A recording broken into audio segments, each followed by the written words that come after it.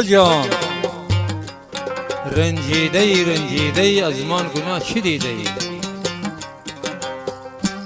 ماون صاحب سترخان دوغله متن خان این آقامده فرمایشه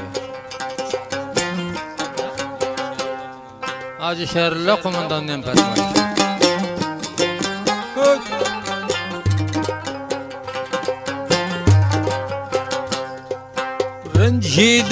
رنجیده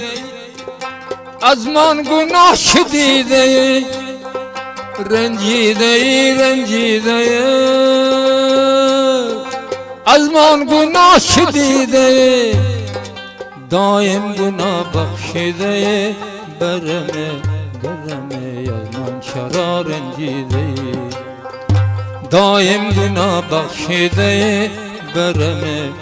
از من چرا رنجیده جان دلم فدا دو چشمم بسویت ددا گل نیایا کار خدا جانمه من چرا رنجیده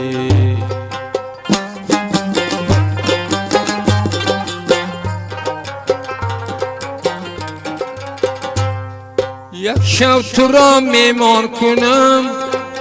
تا جان دل قربان کنم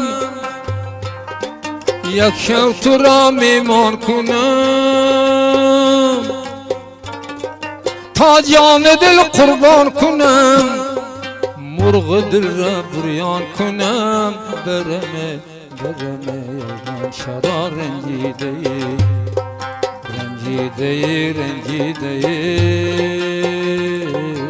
از من گناه چه دیده دایم گناه بخشیده جانم برمه از من چرا رنجیده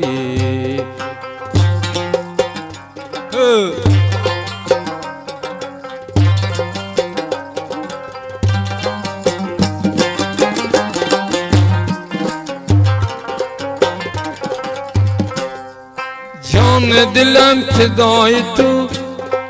اردو چشمم گدای تو جان دلم فدای تو اردو چشمم گدای تو وا شدم آشنای تو جانم من چرا رنجیده از من گناه چه دیده دایم گناه بخشیده جانم برمه من چرا رنجیده